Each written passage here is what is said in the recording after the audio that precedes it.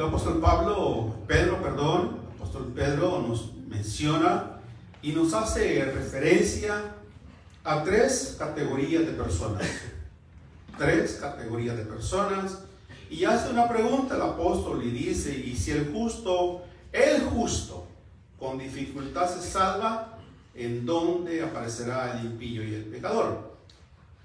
Comencemos por analizar primero, mis hermanos, el justo. El justo somos todos aquellos que hemos creído en Cristo Jesús. ¿Ok? Todos los que hemos creído en Cristo Jesús somos llamados por su amor, por su misericordia, somos llamados justos. A Él le plació llamarnos justos, ¿verdad? Entonces el justo somos todos aquellos que hemos creído en el Señor. ¿Ok? El impío, ¿quién es el impío? El impío, mis hermanos, es todo aquel que una vez estuvo congregado en una iglesia, fue bautizado, creyó, perseveró, pero se apartó. Era pío, dejó la santidad, pero cuando él deja al Señor, se vuelve un impío. Y es una palabra muy fuerte, la palabra impío, porque la persona, hermanos, cuando se retira, conociendo lo poco que conoció, hermanos, lo utiliza para defenderse a sí mismo, ¿verdad? Cuando se encuentra con otro, lo que aprendió, lo que escuchó, lo utiliza para defenderse a él mismo y ya no congregarse, ¿verdad? Y dice la palabra de Dios también, dice que cuando la persona se aparta de Dios, dice que ya no vuelve el espíritu malo uno, regresa con 7 más. Quiere decir que el impío cae en una categoría mucho más perversa que antes. Las maldades que antes no hacía, hoy que ha dejado al Señor, que ya no tiene la cobertura de santidad, se vuelve malo. ¿Ok? Entonces, pero vea esto, que el justo dice que con dificultad, o sea que el caminar en el Señor no es fácil, hermanos.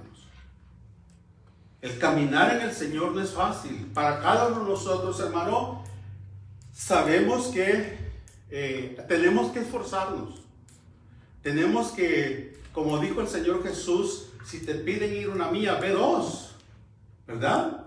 Entonces, los israelitas se quejaban con Jesús y le decían al Señor, pero mira, los soldados romanos a la fuerza nos hacen ir una milla y cargándoles todo su equipaje. Pues vayan con ellos, no una, vayan 2.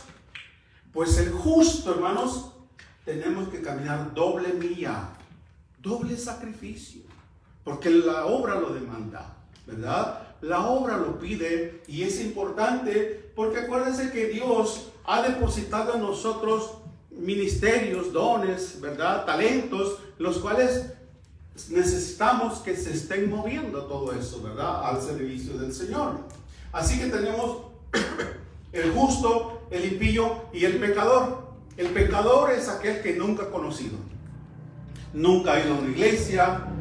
Él dice, yo nunca he leído la Biblia, y son tan, pues, que dicen ellos que no quieren leer la Biblia porque no quieren ser culpables. La lean o no la lean, de todos modos son culpables, ¿verdad? Así que esos 3 personajes son los que el apóstol habla y dice que si el justo con dificultad se salva, ¿a dónde quedarán estos otros 2 personajes? ¿Verdad? 3 personajes diferentes que los cuales Dios mira. Dios nos mira a nosotros como justos, al que se apartó lo mira como impío, y al que nunca ha llegado lo mira como un pecador común y corriente, ¿verdad? Esa es la manera como Dios nos mira a todos, ¿verdad? Vaya conmigo al libro de Romanos capítulo número 8. Romanos capítulo número 8.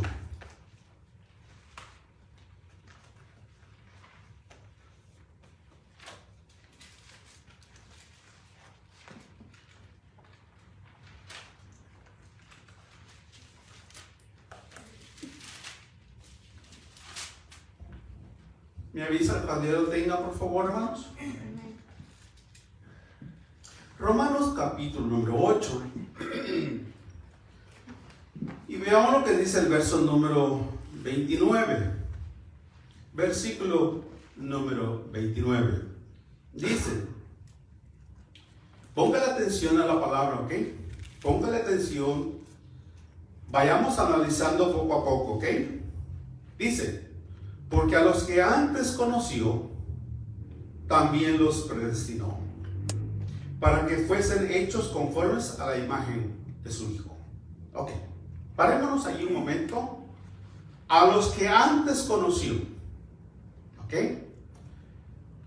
porque este versículo y otros versículos más tienden a decir de que Dios, Él decidió quién va a ser salvo y quién no va a ser salvo. Si Dios ya decidió hace miles de años atrás quién va a ser salvo y quién no, entonces no es un Dios justo. ¿Ok? No es un Dios justo. Entonces, primeramente, dice la palabra de Dios, lo que estamos leyendo, porque a los que antes conoció, también los predestinó. La palabra predestinó, ¿ok? La palabra predestinado es la palabra griega proorrizo, ¿ok? ¿Qué significa la palabra proorrizo? Significa conocido, identificado con anticipación. Eso quiere decir que Dios, antes de que nosotros naciéramos, Él ya sabía quiénes se van a convertir y quiénes no. Porque esa es uno de los atributos de Dios, que se conoce como la presciencia de Dios. O sea, antes de que naciéramos, Él ya sabía a qué día y en qué fecha y en qué lugar nosotros nos íbamos a convertir. No es que Él dijo, Carmen va a ser salva, hermano Lupe va a ser salvo. Él los escogió, no. Entonces, hay mucha gente, hermanos, gente que ha leído, que ha oído esos versículos, los agarra para defenderse. Y dice, no, es que ya Dios los escogió, y a mí no me ha escogido, ¿verdad? No, porque la salvación es voluntaria, ¿ok? La salvación está ahí, ¿ok? La salvación está ahí. ¿Qué dice Juan 3:16? Todos sabemos, ¿verdad? ¿Qué dice? Porque de tal manera amó Dios al mundo. Quiere decir que el regalo de la salvación está ahí. Cada uno es libre de escoger tomarla o no tomarla. Cerca de ustedes, dice el Señor, he puesto la vida y he puesto la muerte. Yo les aconsejo, les suplico, les digo, tomen la vida, ¿verdad? Entonces, no es que Dios los escogió desde antes de la fundación del mundo, ¿ok? Vuelvo y repito, el verbo que se usa es el proorrizo. ¿Qué significa conocido? Lo que dice ahí. A los que antes conoció, a estos identificados con anticipación, a estos el Señor dice, estos me van a un día recibir, estos un día me van a aceptar, estos un día me van a glorificar, ¿verdad? Entonces, esto lo conocemos, vuelvo y repito, como la presciencia de Dios. Es uno de los tantos atributos que Dios tiene, ¿verdad? Acuérdese que Dios tiene atributos que comparte con el hombre, con la humanidad, y hay atributos que Dios no comparte con la humanidad, ¿verdad? Por ejemplo, el atributo de ser eterno, ¿verdad? Él es desde el principio, desde antes de que los montes existiesen, Dios ya existía, dice la palabra, ¿verdad? Entonces, ese es atributo que solamente a Él le corresponde. Vamos a nosotros a desaparecer de la tierra y Él sigue siendo Dios, sigue siendo eterno, ¿verdad? Entonces ese atributo le pertenece a Él solamente, ¿verdad? ¿Qué otro atributo? Mencióname otro atributo, por favor, mis hermanos. Está en todos lados. Es lo mismo que presencia. No. La omnisciencia de Dios, Él está en todo lugar. Al mismo momento, Él está en todo lugar. ¿Verdad? Esos son atributos que Dios no comparte con los humanos, solamente le pertenecen a Él. ¿Verdad? Así que, entonces, sigamos leyendo el verso que leíamos. El 29, ¿verdad? Porque a los que antes conoció, también los predestinó para que fuesen hechos conforme a la imagen de su Hijo, para que Él sea el primogénito. ¿Quién? Jesús, ¿verdad? Para que Él sea el primogénito entre muchos hermanos. Y vea lo que dice el 30. A los que predestinó, a estos también los llamó, o sea, a los que conoció, a los que Él identificó, a estos los llamó un día, ¿verdad? A estos también los llamó, y a los que llamó a estos también los justificó, y a los que justificó, a estos también glorificó, ¿verdad? Todo el trabajo de la salvación del hombre le corresponde a Dios solamente, ¿verdad? Nosotros, ¿qué hacemos? Solamente ponemos nuestra voluntad. Nos disponemos para que Él haga su voluntad en nosotros, ¿verdad? Así que también lo vemos. Si quiere, vaya conmigo a Efesios capítulo número 1. ¿Qué dice Efesios capítulo número 1?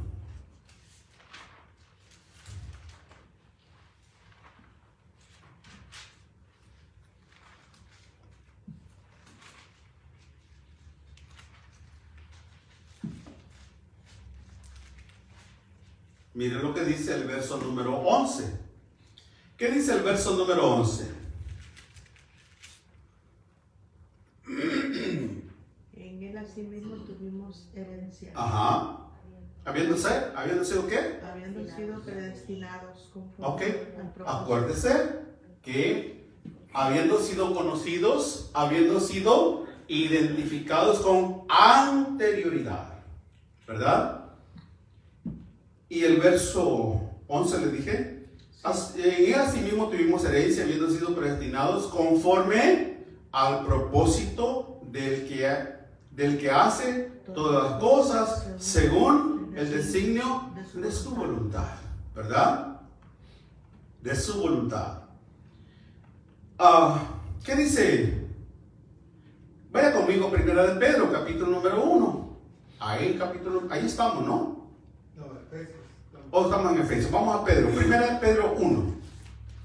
Vayamos al libro de Pedro, capítulo número 1. Primera de Pedro, capítulo número 1.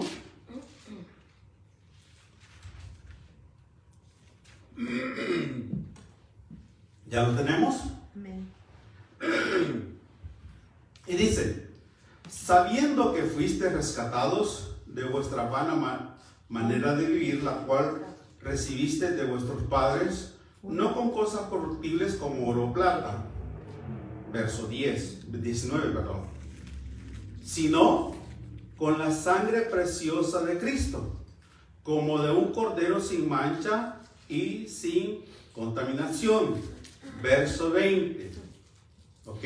Ya destinado, ya estaba dicho que Jesús iba a venir a morir por nosotros, ya destinado desde antes de la fundación del mundo, pero manifestado en los postreros tiempos por amor a vosotros. Quiere decir que la gracia de Dios ya estaba establecida, que se iba a derramar sobre todos los hombres, sobre toda la humanidad. Acordémonos que la gracia apenas tiene 2000 años de que Cristo vino a la tierra, ¿verdad? Y Dios, la salvación del Señor, fue predicada a toda la humanidad hace 2000 años. Un poquito más de 2000 años, ¿verdad? Eso es la gracia de Dios.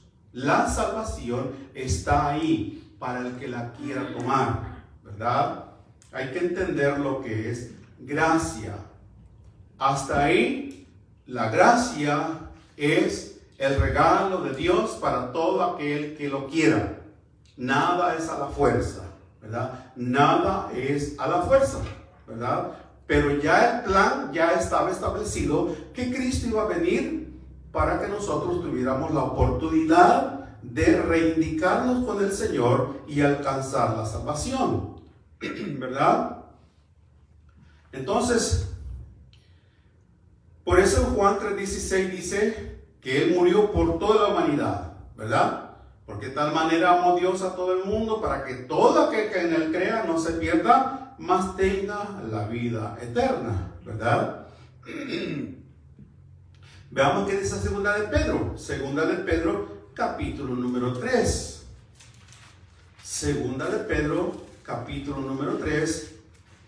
Vemos otra vez otro versículo que habla de la gracia. Habla de la gracia de Dios.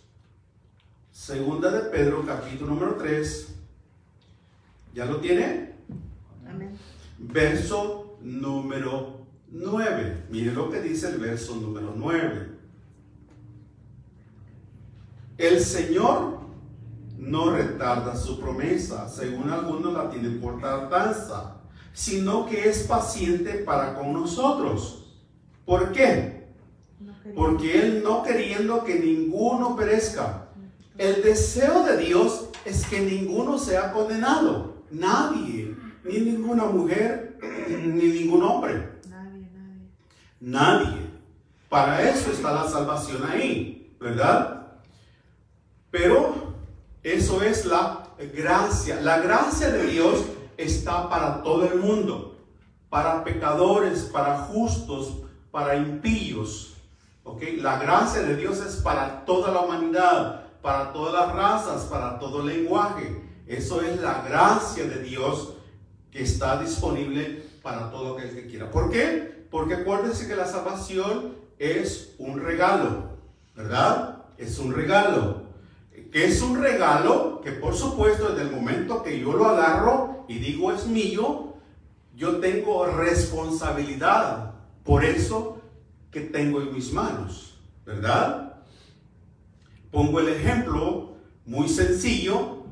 Cuando, por ejemplo, le regalamos el carro al hijo, el primer carro que le regalamos al hijo cuando termina la high school, ¿no? Entonces, mi hijo, aquí te doy las llaves de tu primer carro. Pero ¿cuál es la obligación de él? Cuidarlo, ¿verdad?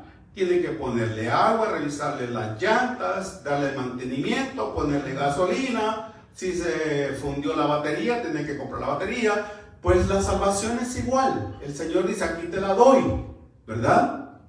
La salvación, hermanos, no se pierde. Nosotros la dejamos abandonada, ¿ok? La salvación no se pierde. Nosotros es el que la dejamos por un lado, ¿verdad? Eso, vuelvo y repito, es la gracia de Dios. La gracia de Dios está disponible para toda la humanidad.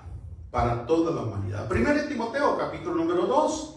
1 Timoteo, capítulo número 2, para que entendamos bien lo que es la gracia. 1 Timoteo, capítulo número 2.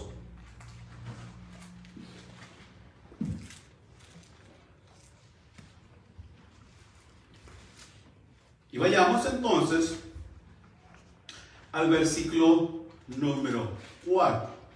Versículo número 3 y 4. 3 y 4. Porque esto es bueno y agradable delante de Dios nuestro Salvador. ¿Qué dice el verso 4?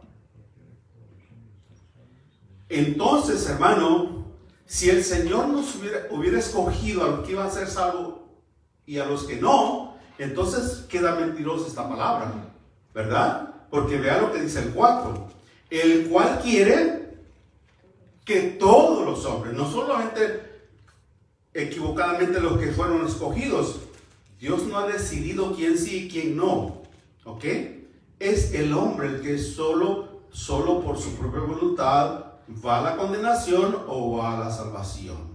el cual quiere, el verso 4, quiere que todos los hombres sean salvos y vengan al conocimiento de la verdad. Pero ¿cuánta gente, mis hermanos? ¿Cuánta gente la hemos evangelizado? Los hermanos que evangelizan, ¿verdad? Hemos tenido la experiencia de que la gente desprecia el evangelio. Agarran el tratadito, lo tiran a la basura delante de uno, hasta se ríen, se burlan, ¿verdad? ¿Cuánta gente, por ejemplo, amigos, amistades, les hemos hablado y dicen, no me hables de tu evangelio, de tu Dios, sigamos siendo amigos. Si quieres que seamos siendo amigos, no me hables de tu religión. Entonces la gente se da el lujo de desecharlo, ¿verdad? En cambio, que de aquellos, ¿verdad? Nosotros tuvimos esa experiencia, ¿no? Que alguien nos habló y se presentó la oportunidad y yo dije sí, ¿verdad? No se me olvidan a mí las palabras del hermano Alfredo. Cuando él por primera vez escuchó el evangelio, llegó al servicio del hogar que teníamos, y cuando él escuchó y al terminar la meditación, él dijo, de eso es lo que yo andaba buscando, eso es lo que yo quería, ¿no? ¿Verdad? Entonces, pero ahí es la persona la que abre su corazón y deja entrar la palabra en él, ¿verdad? Yo toco a la puerta, dice el Señor. Dice, el que abre la puerta, yo entro en él y cenaré con él, dice la Biblia, ¿no? Entonces, es algo completamente personal. La salvación, hermanos, es completamente personal. Eso depende de mi relación mía con Dios. No depende de la iglesia, cómo se llame. No depende, hermanos, de que mi pastor es famoso. No depende de que a la iglesia que voy está llena de mil miembros, ¿verdad? No se basa en eso la salvación. La salvación se basa en mi relación con Dios de todos los días, ¿verdad? ¿Yo doy la mejor ofrenda? Tampoco. Cuando yo predico, ¿se convierte en las almas? Tampoco. No está radicada la fe, la salvación en eso. Lo vemos claramente, hermanos. ¿Se acuerdan cuando los 70 que mandó el Señor Jesús? ¿Verdad? Llegaron contentos los 70, ¿verdad? ¿Y qué dicen? Señor, fíjate que cuando poníamos las manos los demonios salían y los enfermos sanaban. Llegaron gozosos delante de Jesús. Se les quedó viendo el Señor Jesús y dice, ¿y por eso se alegran? No se alegren por eso. Alégrense porque su nombre está escrito en el libro de la vida. Porque ahí es la salvación. Esa es verdaderamente la salvación, ¿verdad? Pero siempre le cuento eso de que cuando mi hermano me pregunta y dice, explíqueme por qué Dios hizo al diablo y por qué lo dejó aquí para que no estorbándonos. Porque, hermanos, como todo país democrático, siempre hay 2 o 3 opciones de partidos políticos que usted puede escoger, ¿verdad? Aunque ellos lo decidan, pero le dan a creer a usted que usted votó por él, ¿verdad? Y libremente, ¿no? Pues Dios es igual. Dios no obliga a nadie para que lo busquen a Él, ¿ok? No, Él no obliga a nadie. Así que vemos claramente, hermanos, que entonces estos versículos que leíamos, si Dios hubiera escogido, no tendrían sentido. No tendrían sentido si Dios los hubiera escogido, ¿verdad? ¿Qué verso leíamos por último, hermano? El último, el 4, ¿verdad? 2:4. El cual quiere que todos los hombres, ¿pero cómo está eso si ya los había escogido Él? No, Él quiere que todos los hombres, todos tenemos la misma oportunidad, ¿verdad? Tenemos la misma oportunidad.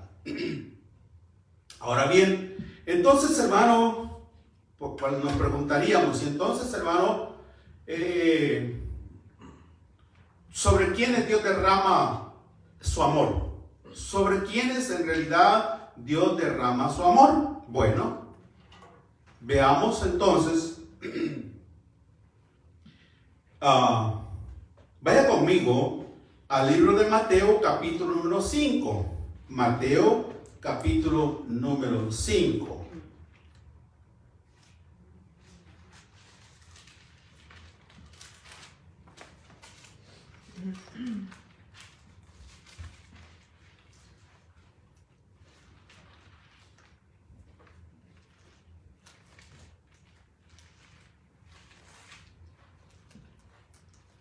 ¿Ya lo tiene? Vaya conmigo al verso número 44 y dice el verso 44, palabras de Jesús. Pero yo os digo, amad a vuestros enemigos, bendecid a los que os maldicen, haced bien a los que os aborrecen y orad por los que os ultrajan y os persiguen. Verso 45. Para que seáis hijos de vuestro Padre que está en los cielos, que hace salir el sol sobre malos y buenos. ¿Ok? Vea esto, mis hermanos. Detengámonos ahí un poquito y meditemos un poquito en esto. ¿Ok? Este es el amor, no sé si lo puse por aquí. Este es el amor filo. ¿Ok? El amor filo es aquel en el cual hay lazos con esa persona. ¿Ok? Como en la familia, por ejemplo. Hay primos, hay sobrinos, ¿verdad? Hay hermanos. Ese es el amor filo, ¿verdad?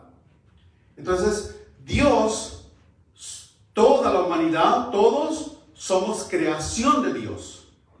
Pero no somos todos hijos de Dios, ¿verdad? Entonces, pero Mateo dice que Él derrama sus bendiciones sobre buenos y sobre malos.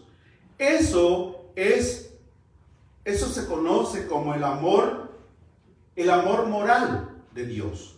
¿Ok? Es como, por ejemplo, hermanos, imaginémonos que usted tiene dos hijos, ¿ok? Uno le salió bueno, obediente, pero el otro es malo, ¿no?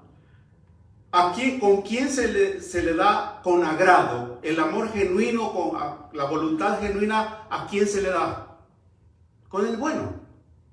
Con el hijo malo le doy porque es mi obligación moral. Pues así estamos delante de la presencia de Dios. ¿Ok? Quiere decir entonces, mis hermanos, que el amor genuino de Dios solamente lo derrama sobre sus hijos. ¿Ok? Con el resto de la humanidad lo que hace es dar amor moral. ¿Se recuerda cuando el Señor se enojó en el desierto con el pueblo de Israel? Y le dijo Dios a Moisés: apártate porque los voy a matar. Los voy a raer de la faz de la tierra. ¿Y qué dijo Moisés? Se paró en medio Moisés y dijo: Señor, no. ¿Qué van a decir la gente? ¿Qué van a decir los egipcios que tú nos sacaste para venir a matarnos aquí? ¿Verdad? Entonces, es lo mismo que sucede hoy en día. ¿Por qué, hermano? Hay gente que no conoce de Dios. Hay gente que nunca ha oído una iglesia. Hay gente que nunca ha glorificado a Dios. Le ha cantado al Señor. Y hermano, tiene bienes terrenales más que cualquiera. Pero el hecho de que tú tengas millones y billones de dólares, eso no quiere decir que el amor genuino de Dios está contigo. Ese es el amor moral de Dios. Él hace alumbrar el sol sobre buenos y sobre malos, la lluvia sobre buenos y sobre malos.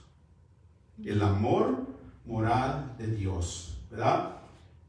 Este amor moral es un amor obligado. Es un amor obligado. El hijo me salió malo, perverso, borracho, parrandero, jugador. Yo estoy esperando que cumpla los 18 y que se vaya de la casa. Porque hasta los 18 años lo he mantenido, pero obligadamente. ¿Verdad? Entonces, esto, Mateo 5, 44 y 45, no es el amor genuino de Dios. ¿Ok? No es el amor genuino de Dios. ¿Por qué razón?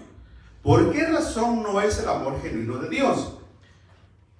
Porque, vaya conmigo, o sea que Dios bendice al pecador, al justo, y al pecador los bendice igual materialmente hablando. ¿Ok? Pero veamos lo que dice Salmo capítulo número 5. Salmos capítulo número 5.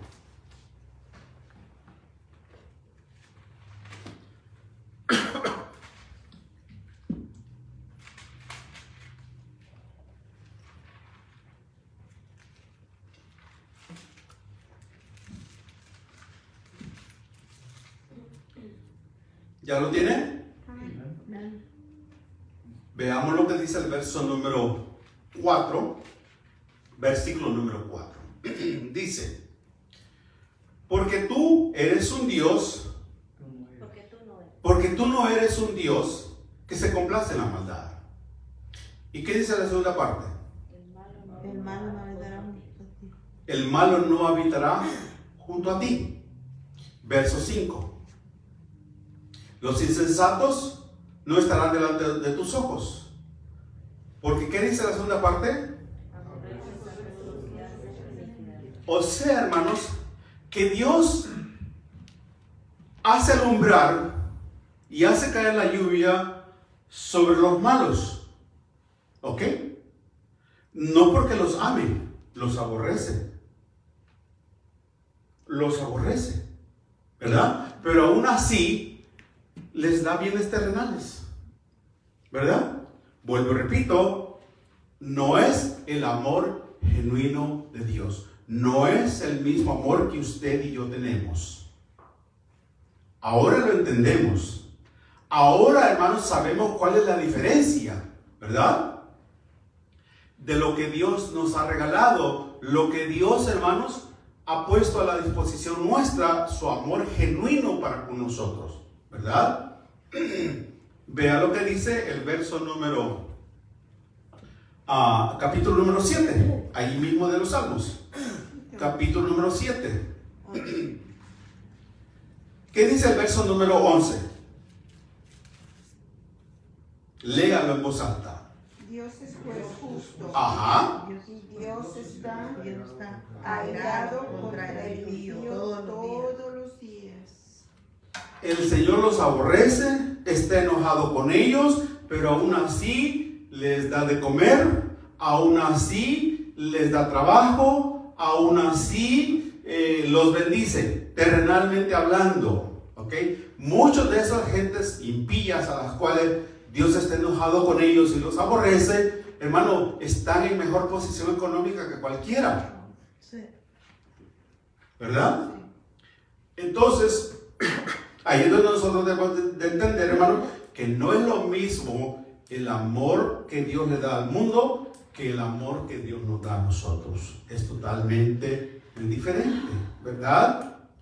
Es totalmente diferente el amor del Señor. Ahora bien, entonces, ¿cuál es el amor? ¿Cuál es el amor, hermanos, que Dios nos ama a usted y a mí? ¿Cómo se llama el amor con que Dios nos ama a nosotros? Vemos el amor filial con el mundo, pero el amor que Dios nos tiene a nosotros, ¿cómo se llama? El amor ágape. ¿Ok? Ese es el amor ágape. ¿Cuál es la diferencia del amor ágape? El amor ágape es que me has ofendido, me fallaste, pero aún así yo te amo. No me importan tus defectos, pero yo te amo. ¿Por qué cambia la situación? Por el hecho, mis hermanos, de que usted y yo hemos aceptado el sacrificio de Jesús en la cruz. Usted y yo, hermanos, reconocimos el sacrificio que Jesús hizo en la cruz del Calvario. Hemos aceptado su nombre, nos hemos bautizado en su nombre, ¿verdad? Esa es la gran diferencia, a lo cual ya Dios nos ama con amor ágape. ¿Ok? Con amor ágape. Le fallamos al Señor, nos perdona el Señor. Hijitos míos, hijitos, no está diciendo al mundo, hijitos míos, si alguno de ustedes peca, abogado tiene a Jesucristo el justo. Ese es el amor ágape del Señor. ¿Ok? Eso es lo que, la gran diferencia, hermanos, que hace de lo que es el amor del mundo al amor que el Señor tiene para con nosotros, ¿verdad? Ahora bien, ya vimos lo que es el amor y lo que es la gracia, ¿verdad? Vaya conmigo para que veamos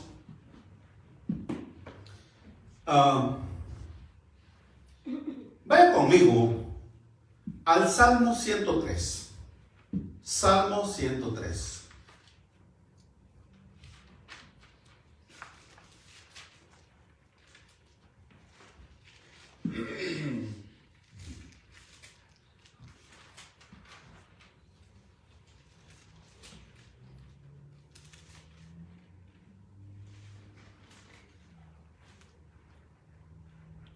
¿Ya lo tiene? Salmo 103. Amén.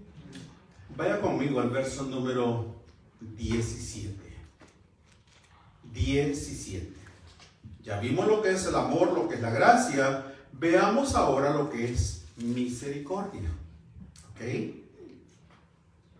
Verso número 17. Mas la misericordia del Señor es desde la eternidad y hasta la eternidad.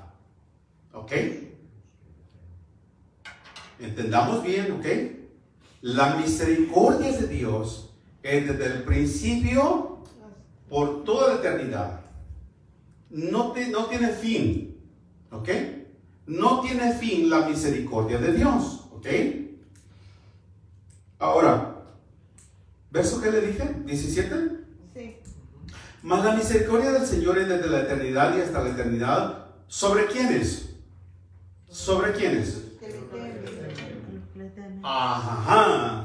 ¿Sí está viendo? Que la misericordia es para los que Le temen. le temen. ¿Ok? Eso es totalmente diferente, ¿ok?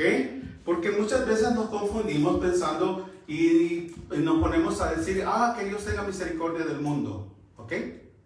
No.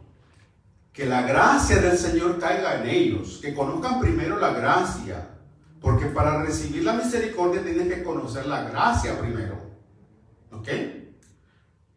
Porque la misericordia de Dios es para los que le temen.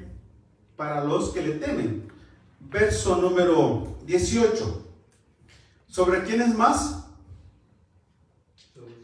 Sobre los que guardan su pacto y los que se acuerdan de sus mandamientos para ponerlos por obra. ¿Ok? Entonces el impío, el borracho, adúltero, fornicario, criminal, ¿ok? ¿Tendrá posibilidad de que la misericordia de él caiga? No. Mientras no se acerque al Señor, no hay misericordia. Porque solamente es para los que le temen y guardan su pacto. Para esos es la misericordia, ¿verdad? Así que, y vea lo que dice el verso 11. Mire lo que dice el verso número 11. Porque como la altura de los cielos sobre la tierra, engrandeció su misericordia ¿sobre quiénes? Sobre los que le temen. La misericordia de Dios, hermano, es solamente para sus hijos. Es exclusivamente para los hijos de Dios. Vaya conmigo a Deuteronomio capítulo número 5. Veamos qué dice Deuteronomio capítulo número 5. Deuteronomio capítulo número 5.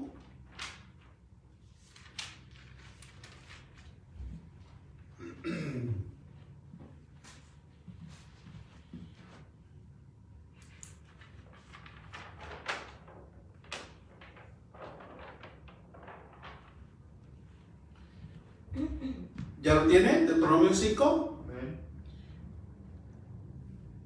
Vayamos entonces al verso número 7, versículo número 7. Dice: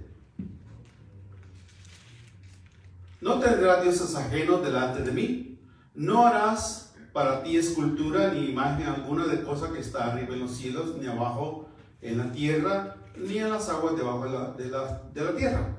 No te inclinarás a ellas, ni las servirás, porque yo soy el Señor tu Dios, fuerte y celoso, que visito la maldad de los padres sobre los hijos hasta la tercera y cuarta generación de los que me aborrecen. Verso 10. ¿Qué dice el verso 10? Y que hago misericordia ¿A quiénes? a los que me aman y guardan mis mandamientos. ¿Ok? ¿Sí estamos viendo, hermanos?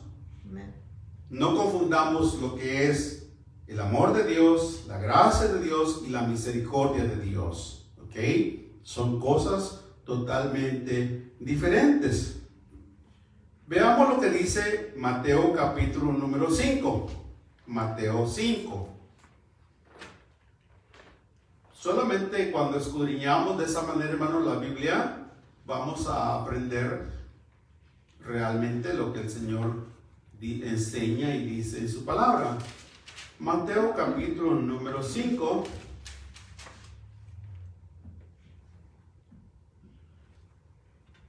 ¿Ya lo tiene? ¿Qué dice el verso número 7? Bienaventurados los misericordiosos. Ajá, ¿por qué qué? Porque alcanzarán misericordia. Es necesario ser misericordioso para recibir la misericordia de Dios. Es necesario ser hijo de Dios, guardar los mandamientos del Señor para recibir la misericordia del Señor. Hebreos 4. Vaya conmigo a Hebreos capítulo número 4. Hay muchos versículos, claro que no los vamos a leer todos, el tiempo no nos da, pero veamos qué dice Hebreos capítulo número 4.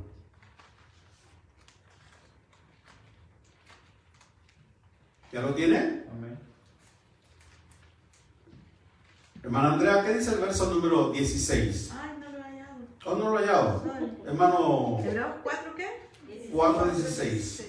4:16 ya lo oí. ¿Ok?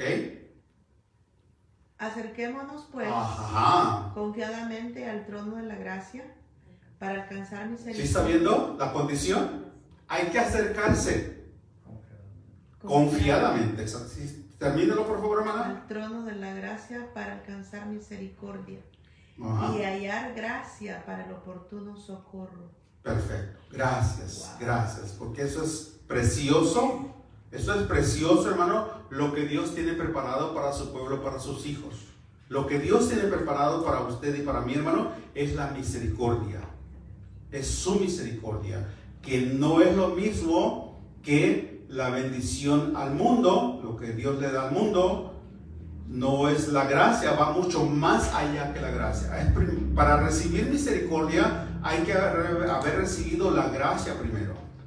Que la gracia esté sobre mí, entonces sí vendrá la misericordia. Verso que leímos 16. 16. Verso 16. Acerquémonos pues confiadamente al trono de la gracia para alcanzar misericordia. Si no me acerco a la gracia del Señor, hermano, al trono de gracia, no voy a alcanzar nunca la misericordia del Señor, ¿verdad? Es de la única manera que tendremos el oportuno socorro de nuestro Dios. Porque muchas veces, hermano, confundimos términos y estamos pidiendo mal, ¿verdad? Vosotros pedís, dice el Señor, pero pedís mal, ¿verdad? Vuelvo, repito, la misericordia es exclusiva para los hijos de Dios. Exclusiva para los hijos de Dios. Veamos lo que dice Tito, capítulo número 3. Tito, capítulo número 3. Atrásito de Hebreo, ahí está, hermanos. No se vaya muy lejos. Dice, esperanza.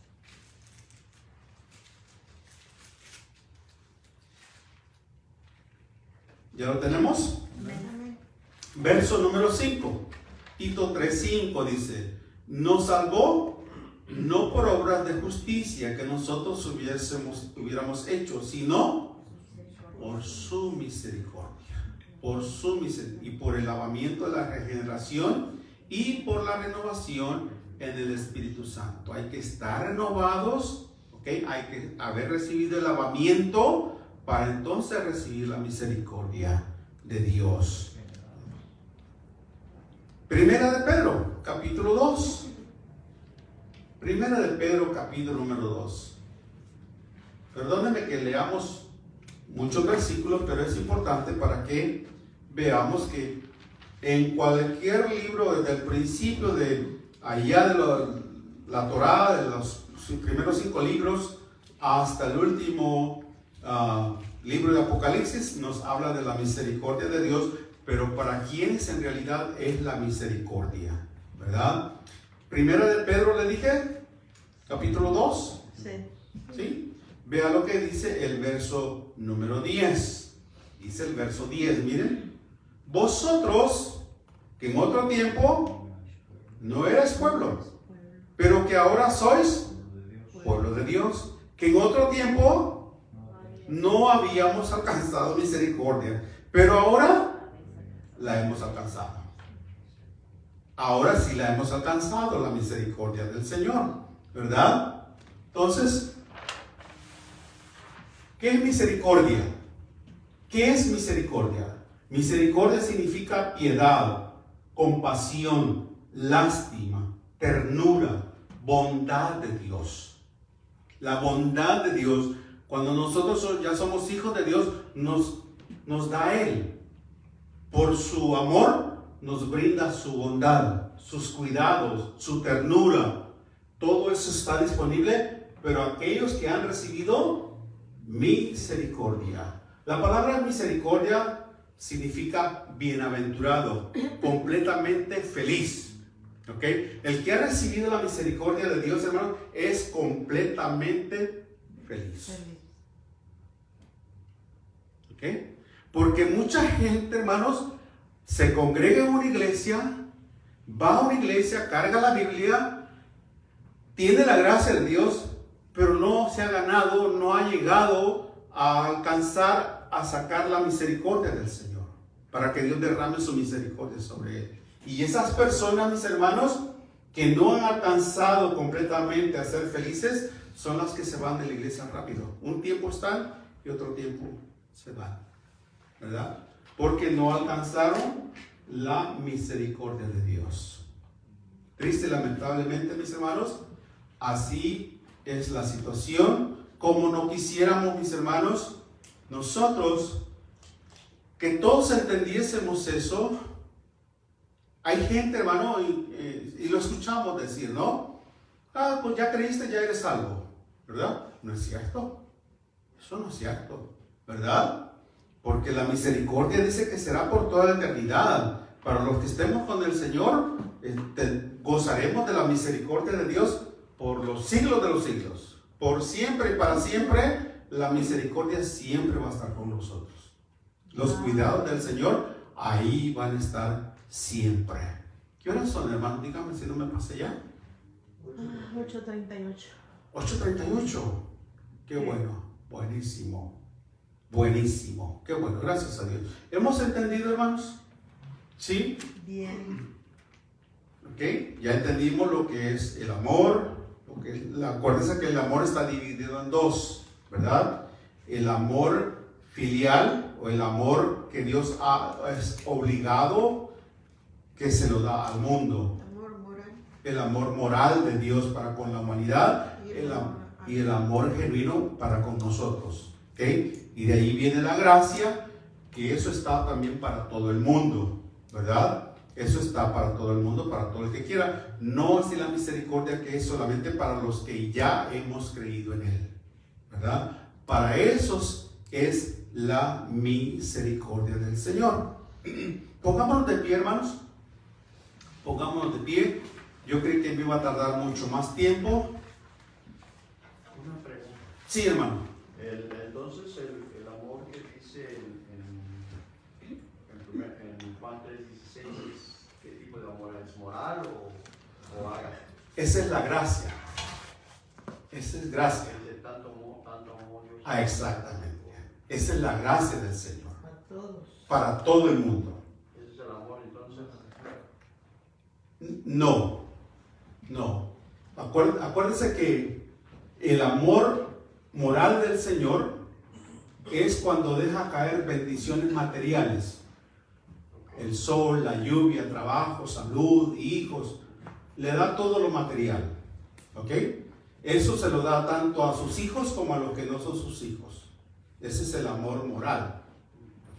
Pero cuando Él dice, porque de tal manera amó Dios al mundo, para que todo el que crea no se pierda, más que había eterno, esa es la gracia.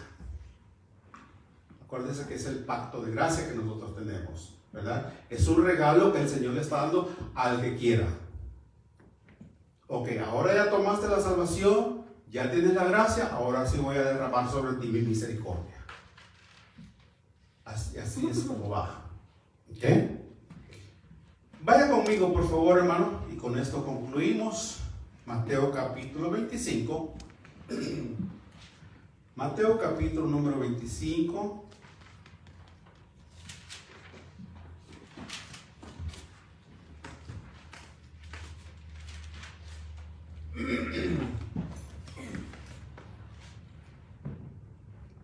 Esta es la misericordia de Dios. Acuérdese que usted y yo no merecemos la salvación.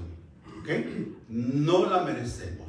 Pero cuando en realidad, hermanos, vamos a recibir la misericordia de Dios, veamos lo que dice el verso número 34. 25, 34. Ahí vamos a recibir la misericordia de Dios por toda la eternidad. Entonces, el rey dirá a los de su derecha: venid, benditos de mi Padre, heredad del reino preparado para vosotros desde la fundación del mundo. De ahí para allá, hermanos, solamente nos va a acompañar la misericordia de Dios por los siglos de los siglos. ¿Verdad? Aleluya. Gracias a Dios, mis hermanos. Esperemos haberlo entendido y que hayamos apuntado, mis hermanos, para poder otra vez estudiarlo en casa, ¿verdad? Oremos al Señor, mis hermanos. Oremos al Señor. Damos gracias a los hermanos en Facebook que nos han estado